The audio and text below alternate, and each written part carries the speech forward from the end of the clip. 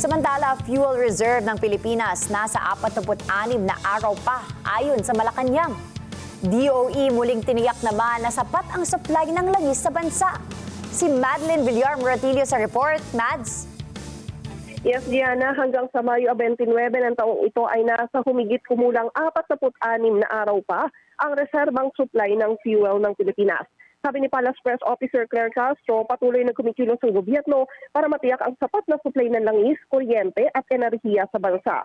Kaugnay niyan, inatasan niya ni Pangulong Ferdinand Marcos Jr. ang DOE na ayusin at patatagin din maging ang supply ng kuryente sa bansa lalo na sa Luzon at Visayas.